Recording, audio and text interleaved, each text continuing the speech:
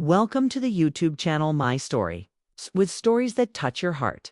The story I want to tell today is called The Silent Roads ** A Soldier Returns Home. But what he carries isn't just a bag. It's memories, pain, and words left unsaid. His journey didn't end when the war did. It was only just beginning. Join my story as we walk alongside Eli on the quietest road where heartbreak meets healing. The silent road seal stood at the edge of the driveway, his boots dusty and worn from miles of walking. The desert sun behind him cast long shadows, but his heart had already carried enough weight. It had been 6 months since he'd returned from Afghanistan, but the war hadn't left him. It clung to Jim and his thoughts in the silence between breaths. In the empty side of the bed where his brother Jake once lay, Jake hadn't made it, and the only way Eli could move forward was to go back. He adjusted the strap of his rucksack and looked at the small mailbox at the gate. The name Anderson had faded with time, but it still felt like home.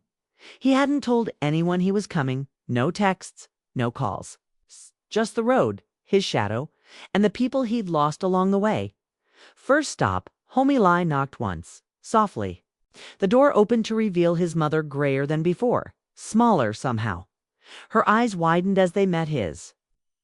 Then came the tears, silent and heavy. She reached out without words, and Eli folded into her arms. Inside, the walls hadn't changed. The same family photos, the cross-stitched quote from his grandmother that said, "Love is louder than silence." But Jake's presence had vanished. His room was clean, almost too clean, bed made, trophies dusted, guitar untouched. At dinner, they didn't speak much, just the clink of silverware and occasional sighs. But before bed, his mother said, "You should visit Grace. She's been lighting a candle every Sunday for Jake." Eli nodded. Grace had been Jake's fiancée. She was practically family. He had written her once from the base, but never got a reply. Second stop. Grace, her apartment was on the second floor of a quiet complex. When she opened the door, she looked surprised, but not shocked. "I figured you'd show up eventually," she said. "I said the space smelled of vanilla and dried flowers." On a small altar near the window sat Jake's photo, a candle and a dog. Eli took a breath and knelt beside it. "I'm sorry," he whispered. Grace sat beside him. "You couldn't have stopped it." "But I should have," he said. "I was his big brother." "You were also his best friend." They sat in silence for a while. Then she poured 2 glasses of wine, and they shared stories, some funny, some painful. Grace laughed when Eli told her about Jake losing a bet and having to wear bunny ears during patrol.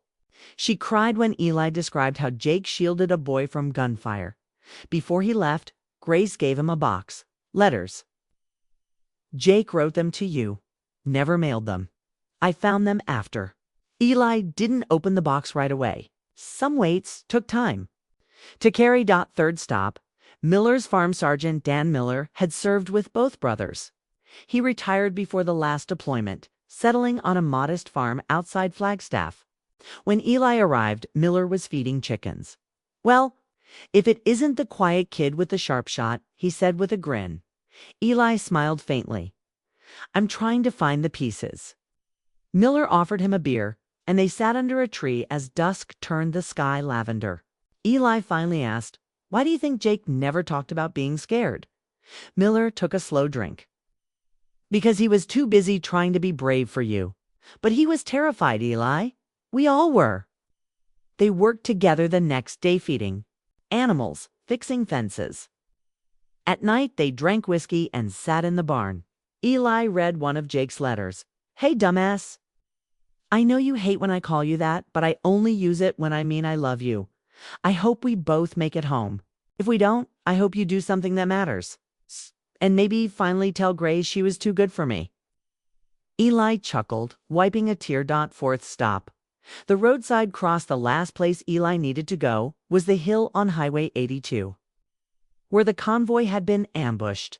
He found the makeshift cross, wooden worn, with Jake's name carved into it.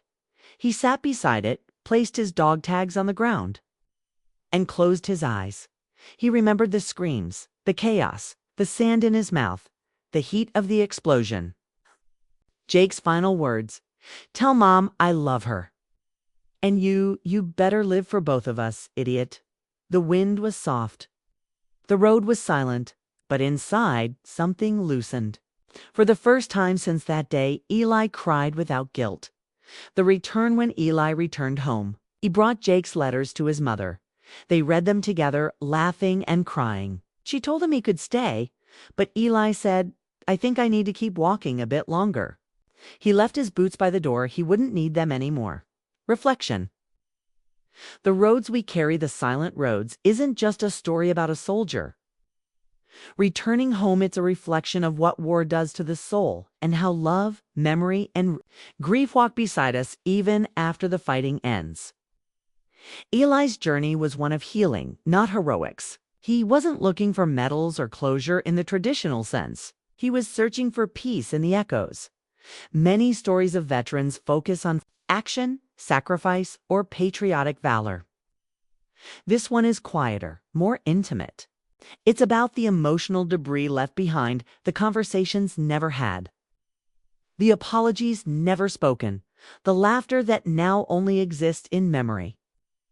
Eli's path mirrors that of countless real soldiers who come back to a life that has moved on, while they remain stuck in the day. Everything changed. Eli's strength wasn't in how he fought in the war, but in how he faced what came after. He allowed himself to remember, to cry, to feel. That takes more courage than any battlefield. Every person he visited held a piece of Jake and a mirror to Eli's pain. His mother, who carried her grief silently but set an empty plate for Jake. At Thanksgiving, Grace, who lit candles in ritual because light feels like presence. Miller, the mentor, who reminded him that fear is not weakness, but a form of love. And the roadside cross where silence became sacred. These visits weren't just moments of reflection, they were acts of honoring. Eli didn't come back just to mourn. He came back to reconnect. Because when someone you love dies, you don't stop loving them. You just start loving them differently. The letters were a powerful symbol, Jake's final gift. They were funny, heartbreaking, and full of unsent emotions. They remind us that so often people carry feelings they never know how to express until it's too late. Eli got to hear his brother's voice again, not through a recording, but through words meant only for him. And there's a lesson there. 2, we should say what matters before the silence does. We often wait for perfect timing, or the right moment to tell someone we forgive them, or that we're proud, or that we love them. But the truth is, there's no perfect time. There's just now. Eli's final act of leaving his boots at home shows us something profound. He's not running anymore. Not from grief, not from guilt, not from the memory of Jake. By shedding the boots, he symbolically ends his war knot. The one on the battlefield, but the one within. This story teaches us that healing isn't linear. It's a road. Sometimes loud, sometimes painfully quiet. It's walking through places that hurt, talking to people who knew the ones we lost. Reading letters we weren't ready to read before. It's picking up the pieces, not to rebuild the past, but to honor it. We all have our own silent roads places. Inside us, where grief lingers, where love once lived, where memories whisper instead of shout. And like Eli, we all must decide whether to ignore them or walk them. To anyone who's lost someone, especially in circumstances you can't make peace with, yet this story is for you. And to every soldier who came home with invisible scars, thank you, not just for your service, but for your endurance. Eli's journey may be fiction, but his heart is real. And the lesson, sometimes the bravest thing you can do isn't to fight, it's to feel.